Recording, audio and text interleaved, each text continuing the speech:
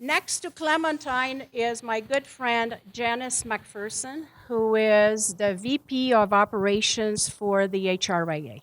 So Janice comes with quite an extensive background. She was the HR manager at the Glenbow Museum. Her career has spanned a number of years that have included experience in manufacturing, not-for-profit, software, and HR consulting. Calgary is known for the quality of its HR consultants, probably more so than anywhere else in the country. Janice has a bachelor's in business administration from the University of Prince Edward Island, a certificate in HR management from MRU. She has served on the board of directors for the Human Resource Association of Calgary, and she belongs to the coveted United Way Women's Leadership Council and Women's Executive Network. So when Nicole emailed me and asked me if I would speak on this topic, I said, I'm not an expert on organizational structure. And she said, well, you've certainly done a lot of restructuring in the time that she's known me at HRIA. And in past jobs, I've also worked with restructuring as well. And lots of you will know that word, that sometimes we restructure to death, it seems. But I want you to know that there are people out there who are experts in organizational structure, organizational design. If you go back to your desk and Google organizational design or organizational structure, you'll find all kinds of information because it's quite a science. So I'm going to talk today about a little bit of the science and a little bit of the art of org structure, because sometimes it's a science and sometimes it's a matter of looking at the structure and going, is this going to work, and kind of getting a feel for it. So today we're going to talk about what org structure is. We're going to talk about whether your structure needs to change, and if it does, how do you go about changing it? And then we'll do a little tiny bit at the end about measuring success, but Clementine's done a great job of covering a lot of that already. This is our nice dry definition of organizational structure. It's a system to define hierarchy, identifies jobs and reporting structure. It sets how the organization operates, dictates the flow of work, and a good structure helps your organization achieve goals. So that's kind of the dry version. This is what it sometimes looks like. This is just a picture that I pulled off the internet. We all have probably seen these. How many people have in your organization an actual org structure drawn and stored somewhere? Lots. I've always just loved working with those org structure softwares. I find that they are sometimes the lines don't line up as well as they should, but it is a great tool to have, not only for you and your leadership team to be able to see what's what, but it's really great for orientation. I find no matter how big or small you are, when someone new starts, it's really great for them to see how they fit and how everyone else fits with the organization.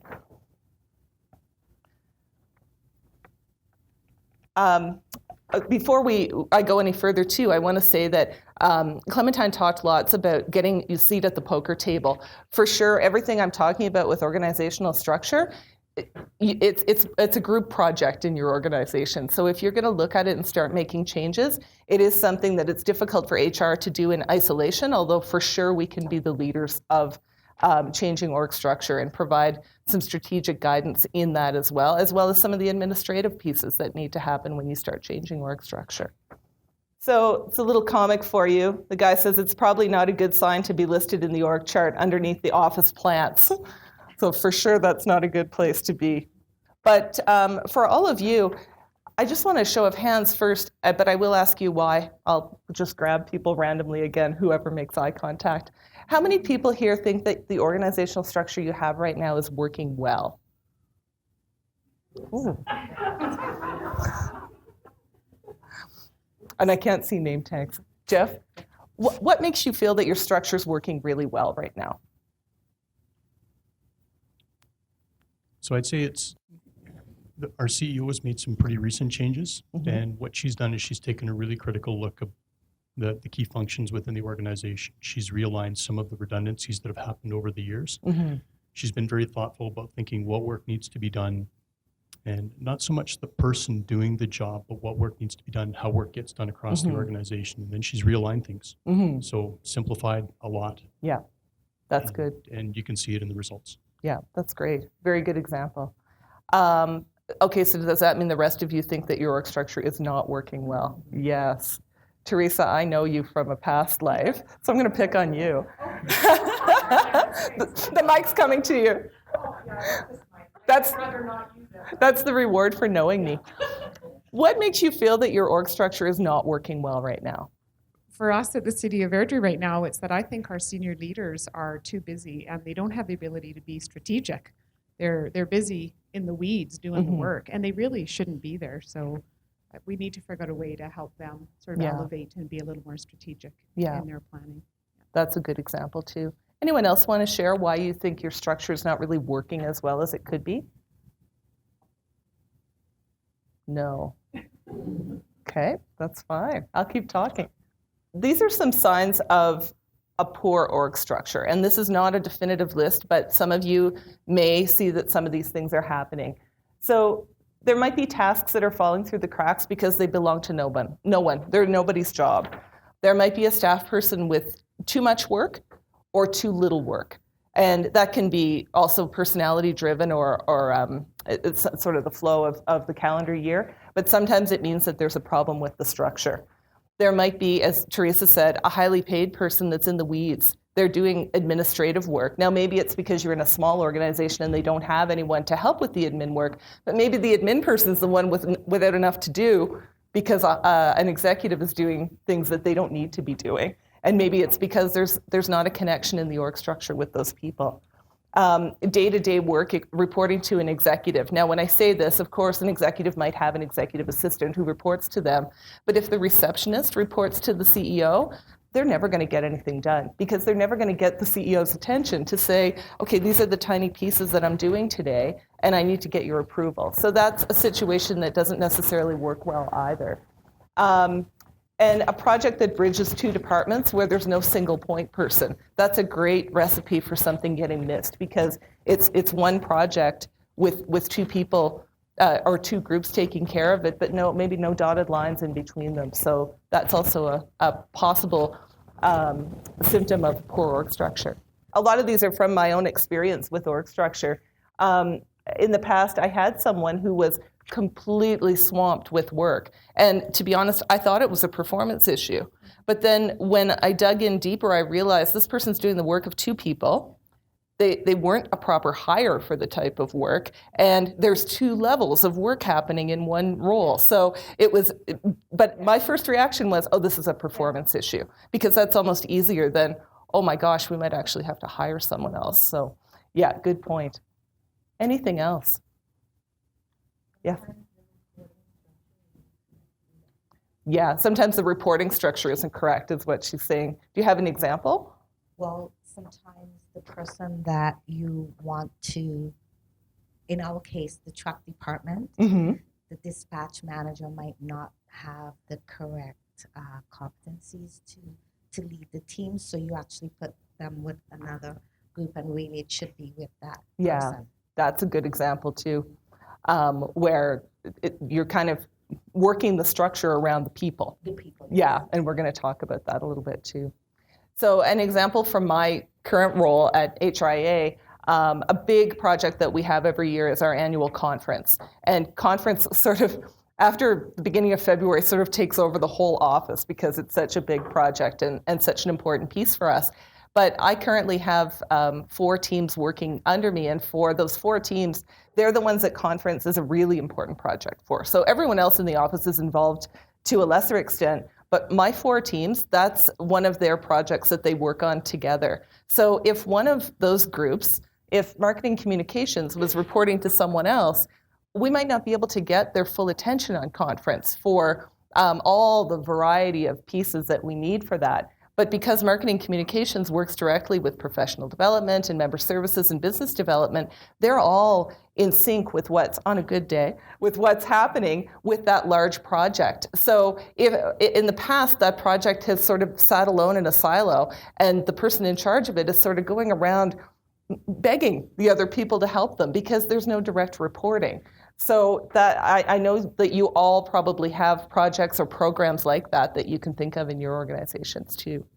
So how does poor structure happen? There's lots of different reasons.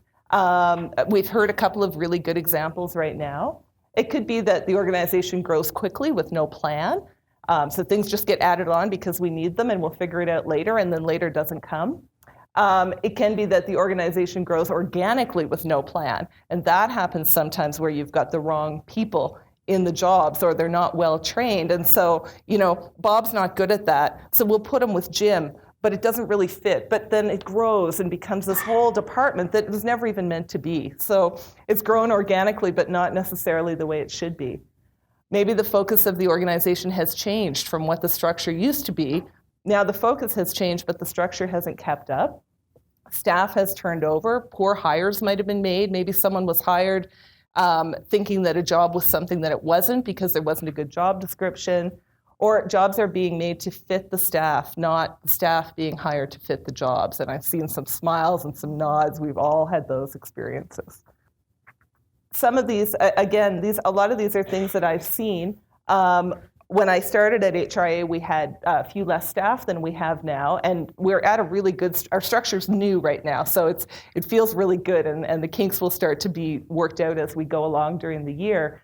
But for us, we'd grown really quickly, and we'd had kept our staff pretty small. So there were lots of situations where someone was good at this, so we'll get them to do it. Someone's really good at writing. So it's not really part of their job, but we're going to get them to do a lot of the writing. And then all of a sudden they're doing two jobs. They're doing their own job and they're doing a communications job. And they're not the right person to do one of those maybe, or maybe they get overwhelmed. And then suddenly we think, gosh, they're not very good at their job. Well, geesh, they're doing the job of 3 people. So that's one example. I've also seen where someone was hired and told that the job would be something that it wasn't. So then you've got someone who doesn't want to do the work they're given, but would really like to do all this other work. So the things you hired them to do are not happening because they're doing the things that they like to do. So I'm sure that you have all experienced some of these, maybe some different ones. Lots of ways that things can go off the rails there. So if we know all of these, all this fun negativity that we're talking about, how do we change it? How do we get started? It's a really big project, as many of you who've gone through organizational restructures will know. It's a big project to make the change. It's a project to figure out what needs to change. Even writing job descriptions, if you've never had them before, is a really big project. So I've kind of set out 4 steps that I would recommend following. I would determine the goal and the focus of the organization first. I'd look at the functions that need to work closely together.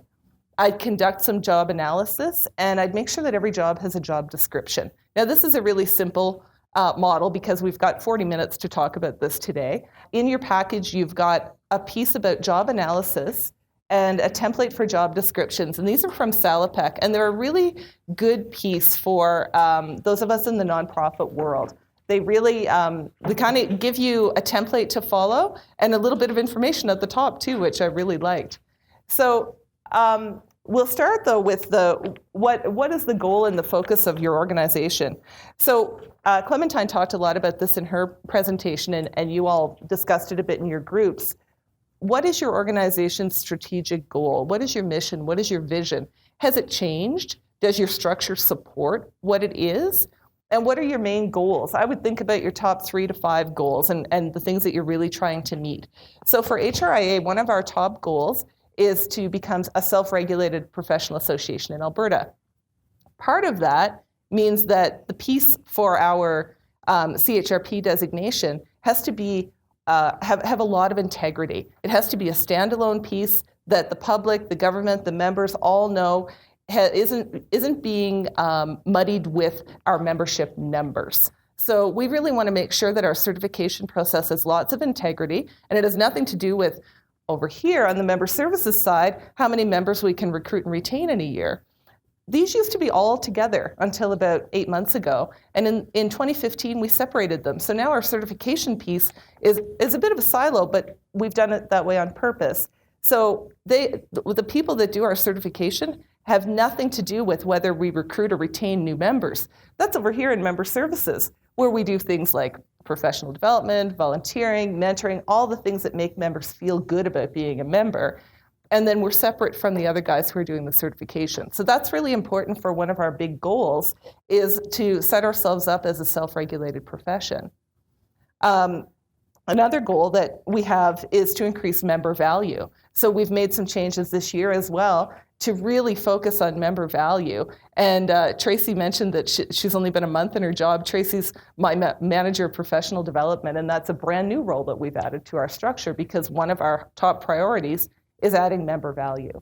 So you all can probably think off the top of your head of some of your main goals. Probably some of the things you measure right now are things that are goals. What functions need to work closely together? I talked about our conferences being a big project. Another person in here gave an example about program managers who managed very differently. It might have worked better if they'd had a common boss who kind of pulled it together and made it flow differently. So job analysis, you've got your handout there. Job analysis is a really good project to do whether you want to change your structure or not. It's a great thing to do every couple of years just to make sure that the job hasn't kind of drifted from the scope that it's supposed to have. I've done a lot of job analysis and job evaluation in my career, and the real trick is to separate the person from the job. So the person who's doing the job right now, they may be awesome. You may love them. They may do a great job of their job. But what you need to do when you're looking at the job is take them out of the picture. Pretend they won the lottery and they're leaving tomorrow. How are you going to go about replacing them? I worked in an organization where we did fundraising, and we had a lawyer who was part of the fundraising team, especially in the section where people left money to us in their will. So it was really valuable to have a lawyer in that area. But we didn't need a lawyer. We could easily have outsourced the bit of lawyering that we needed done for that job. So when it came time to evaluate that role, at first everybody said, oh, they need a law degree. No, they really don't need a law degree. They need to have fundraising experience. So it's hard to separate out when someone really brings some great skills, but you have to think, what do we actually need for the job? When we analyzed our structure this past year, we looked at one of the roles was our receptionist. Now, we don't get a lot of foot traffic at HRIA, so we have a front desk, we have someone sitting there, but we called them a receptionist, but that wasn't all they were doing. They were mainly answering the phone and talking to members or potential members on the phone or answering emails from members of the public. They were doing a lot of member service. So instead of recruiting for a receptionist, where we're going to get someone who's probably a fantastic receptionist with great skills in that area, we changed it and hired a member services assistant. And we looked for someone with customer service experience because that's what we actually needed. So we kind of had to take it outside the box and go, okay, we're not actually going to have a receptionist anymore, but we're going to have a member services assistant, and it fits better with the flow. Anyone have any, as you're thinking about your own organization, any thoughts around job analysis and experiences that you've had with it, or anything you want to share with the group that has been a real aha moment for you with doing that kind of work? Nope. You want Nobody me? wants this microphone. Nobody wants a microphone. Oh, I have a taker. I'm getting far from the square that I told Adam to stand on. I'm not following my own directions. I won't say much because I've only been in the role for about a month and a half, so I don't have the authority or expertise to say a lot. But something I've noticed at CCVO is because we work to be so responsive to the sector and what are the needs and members, what's going on in government. I guess I see a challenge in how do we make sure our job descriptions and our work is defined and it's not just loose because we are so reactive or not reactive, responsive and flexible. How do we have jobs that are that but are also clear in the case of if we needed to replace someone or really assessing what that job description is? That's a really good point, because we don't want to be so prescriptive that people are saying, no, it's not within my job description, so I'm not doing it. But on the other hand, you're right, it's not an effective way to work if nobody really knows what they're supposed to be doing. Yeah. I just wanted to bring some example from my past experience. As a part of United Nations Development Program, we had like people coming from the head office from New York to like the other country where I worked. And the campaign was called From Good to Great. And this was all about making an assessment of how the things are working in this particular team, and it was very participatory, and they were engaging all the staff, like they were working in groups of people to identify what people are doing right now and what were their job descriptions before, and what are the strategic goals this department is going to, in line with the strategic goal of the whole organization. So it was quite a great experience. And what's remarkable was that every staff that maybe they were not given the voice to talk during like every day, you know, when everyone is doing their jobs and of course not managing to do everything. So it was very useful exercise, and I think sometimes organizations need to stop and just to have that time to rethink what they're doing. Yeah, that's a great point too. Anyone else want to share anything? Yes. I'll just make one comment that it has to go with those of us that are responsible for HR. We certainly can make that separation between the position and the person. I think what we have to spend an equal amount of time on is educating the people to understand that it's not personal, that you may be giving more and more and more, but if you're doing that because you want more money, which generally is why they do, let's find the job that aligns to what you're trying to offer. Because from a business perspective, I can hire somebody that's maybe not doing all that stuff, but still get the job done that I need done. And that was one of the tougher conversations I had to have. I had this lady that was adamant, you know, you should be paying me more. I'm doing this and I'm doing this. So I think educating our people too. Yeah, I've had that experience too. And as I said, they might be fantastic, but you've hired them to fill this role. And even if they're working at a high, there has to be other ways of managing that and possibly compensating for performance or whatever route you take. Yeah, and I found in the past with job analysis or job evaluation that I've seen it done both ways. I've seen it done with the person in the room that does the job right now, and sometimes they blow it up to be much bigger than it is because they hope they'll get paid more. And sometimes they're humble and they say, "Oh no, I don't do much. I don't need this. I don't need that," and that skews it in the other direction. So I've found that it's almost easier not to have the person in the room with you at the beginning, and then you're kind of having a two-way conversation with them, especially as you get into the job description piece. And the job description, you've got a template that's a really good one. It's not a list of duties.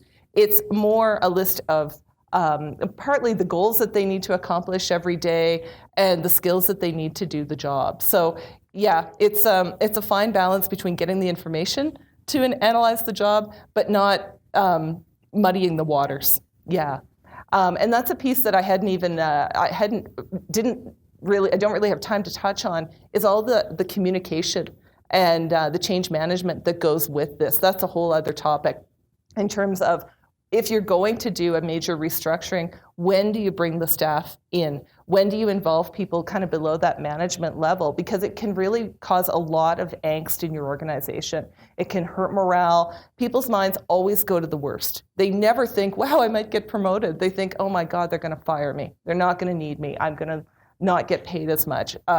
So that's a whole other topic, is the change management and the communication piece around reorganization. Just to talk about a few other pieces with creating a new structure, form follows function. So we've touched on this. Don't create a job based on the person that you have. It's hard. If you're going to do a wholesale restructure, you may realize that there's a few or one or two people that no longer have a place in your organization. So that's another conversation that needs to be had with them as respectfully and as confidentially as possible. We could do a whole topic on terminations today if we had more time. But it's realizing that once you enter into restructuring, change is going to be part of your life for the next while, and it may be change that doesn't always feel good, but in the end, hopefully you're getting to a structure that's really going to work well for your organization. Take your time, ask for external help. If you are in a situation where you can have someone, a consultant, come in from the outside and help you, fresh eyes are often what's really needed. They can see beyond that superstar that does a great job but is doing 3 or 4 jobs. They can help you see maybe a different way of organizing things that will work better. Maybe they've seen it work better somewhere else, and they can bring different experience. So if that's something that's possible for you, I would recommend that. And the structure's never set in stone. So as I said, HRA has a fairly new structure right now that we set up in 2015. Right now it's working, but we keep an eye on it and we see, does this really work? Is this person reporting in here really working well, or maybe we should move them over there? And of course, you try not to do that often. It's a thoughtful process, but it's also one that continues to grow. In talking about metrics, so Clementine has given you some great information about metrics. There's really no way to measure your org structure. When your picture is drawn and it's done, it's not like you can get a mark out of 10 on that structure. What you will see, though, is better productivity because people have, they're working with the right people, they're reporting to the right person, the work's flowing better. Better employee engagement. If people aren't frustrated, or if things aren't falling through the cracks and everyone's blaming everyone else, your engagement will be better. You will probably have a shorter time period for recruiting because if you've got a job description, you actually know what you're hiring for. So it's much easier to recruit the right person when you know exactly what you need.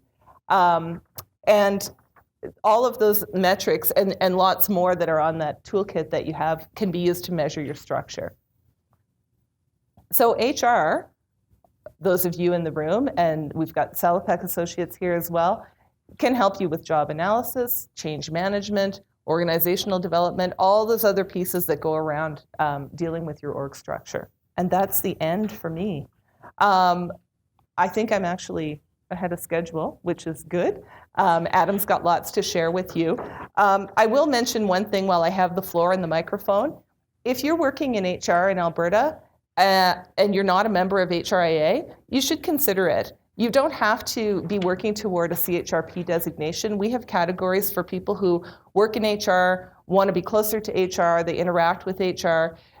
If you're a general member, you have all the same benefits of all the other members. And it's a great opportunity to get involved in networking, professional development, mentoring, volunteering, that kind of thing. So I have cards here. I'll be here after. If you want to talk about org structure or you want to talk about HRIA, I'm happy to do that. Thank you. So a lot of organizations in the room have as part of their mandate to place their clients in employment positions. In many cases, there is a requirement to accommodate, whether it be physical disability, mental disability, language, what have you. Looking at everything that you shared with us from an accommodation, an unreasonable accommodation perspective, how can the organizations balance the need to place well, but coach their clients, and at the same time, be cognizant of a company's requirement around limited accommodation? Right, and so where I see a big issue that organizations, when they try to pitch the idea, is that they try to pitch it as it's the right thing to do, it's the moral thing to do, it's the ethical, it's the community thing to do. But what they forget to mention is what value will that individual bring to the organization? How will that individual be able to fix a problem, be a niche solution to that organization? So when an organization is pitching or providing a candidate, being able to sell that candidate of how that candidate is going to bring value to the organization, rather than saying this is the right thing to do, this is the moral thing to do. Adam, one of the things you said was managers want the personal lives left at home and minimal socializing, yet you want people to get along with others, and you want the culture and relationships and opportunities to be there, and you want tribal knowledge sharing. So if you want minimal socializing and personal lives left at home and no how does that happen? Right. And so it's always the extremes, right? And so how many of you know an individual in your company that you don't ask how their day is going because they'll tell you, right? That's what I'm talking about, right? So with the minimal socialization, I don't mean, hello, Janice. What I mean is like, you wouldn't believe how smashed I got last weekend. Like, I mean, I must have had 13, 15 beers. That's what I'm talking about, right? Oversharing. That's what Facebook's for, right? So that's finding the right balance of being professional, approachable, sharing, I call it shallow sharing, where it's just enough to create a bond with an individual, but it's not enough that you're like, I really shouldn't know about this individual. Finding that balance.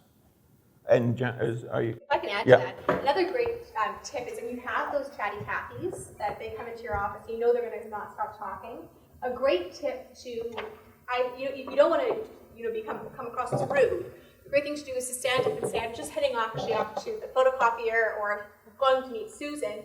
Let's walk and talk, right? Because then you know you've bought yourself maybe a minute with this person, as opposed to 45 minutes hearing about their daughter's wedding on the weekend. So you can still say, oh, so wonderful, I'm so glad you had a wonderful day, that sounds like a beautiful wedding, let's catch up later, and then you're off, right? So you're still having that interaction, but you're in control of how long an interaction goes for, because you never want to come across as cold and that you don't care, because that's what it can often come across as, especially for the chat practice, right? I have worked in a variety of not-for-profit organizations, and the one, I would say, theme that I have noticed across-board is this whole notion of engagement and productivity. And I think within the sector, people are accustomed to being paid less than market wages, perhaps with, not as great resources or, not current equipment, et cetera. And so there's been a culture of acceptance of perhaps more conversation, higher levels of engagement to retain staff, to create a community where productivity really, I think, becomes second, the second issue. And so do you have any effective strategies to balance out or encourage increased levels of productivity while also, I would say, kind of honoring or somehow safeguarding this notion of a higher level of community, because those working in not-for-profit sectors are often putting up with, less than great salaries, offices, et cetera. Yeah, I think a lot of what you're speaking to, I think, has to do with intrinsic motivation. And a lot of people choose to work in the nonprofit or healthcare, these different worlds, because they believe that what they do makes a difference, right? So I think it's really important to speak to that on an organizational level. Make sure that they're aware that what they're doing is making a difference, right? Because if they understand, they've walked into this world knowing they're not going to be paid $150,000 a year, and they're not going to get all these great benefits because they're limited. We're limited by grants, right, and the funding that we have available to us. So they're walking in knowing that they're choosing this path because they really believe that what they do will make a difference. The biggest mistake we can make as an organization is in discrediting that, right? So not letting them have a say, not letting them feel that they have responsibility in their position, that they are making a difference in that position. We want to really encourage that world because that's how we increase productivity, right? Does that kind of speak to that? Yeah. And when I sort of say fair market or a fair compensation, it's a two-way. What the organization thinks it's fair and what the employee thinks it's fair. And so it's not the top dollar, it's a fair wage. And the living wage in Calgary is $17 an hour plus benefits. That's $35,000 per year. I think that's within the range of a nonprofit that it's fair that at least allows a livable salary within Calgary. They say when it comes to salary, you should pay people enough money to get the issue of money off the table. That's it, right?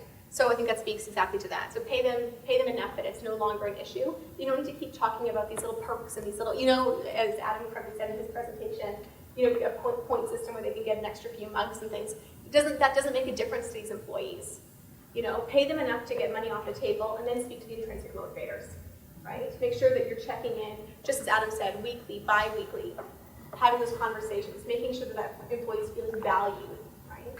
Our role in especially as human resources, is to make sure that as an organization, we are giving this employee everything we can so that they can be the best employee that they can be, right? Are we doing that, right? And if I could add, being in a not-for-profit does not mean that we do not manage like a business. And I think that too long has the concept been, we're a not-for-profit, we're here to help and do good, and so we don't march by the same sound of the drum that businesses do. If we want to be around to help, we need to march by the same sound of the drum. So absolutely great points. Janice, quick one. Do you actually need to wait to be in a restructuring mode to do an organizational analysis? No. As I said when I was on the floor there, I think that you should always be looking at how are things working. As we talked about, sometimes you look at a situation that's not working and say, oh, it's a performance issue, or it's not, the person needs more training. But to always take yourself back in your toolbox, at least, to say, is the job still structured the way it should be? Is the workflow still working the way it should be, or has something changed? Before you go to the potentially more disruptive performance, training, termination, look first at whether the structure is working. And that's something that you should be doing on an ongoing basis. And I think that this is an important message for us to take back to our organizations. We don't need to wait to be in a restructuring mode in order to look if the right people are doing the right thing at the right time, including ourselves. So like everything else, we're always pressed for time. There is always much more that could be said and could be shared. This is session 1 of a series. Just as a reminder that in November, and I believe October, I'm sorry, I'm in a rush for Christmas. In October, our next session is going to be retention strategies. So you're going to be receiving, obviously, the communication around that. So as Nicole had mentioned, the next session is actually on October 20th. Registration is open for the whole HR in a Box series. It's available through CCVO's website.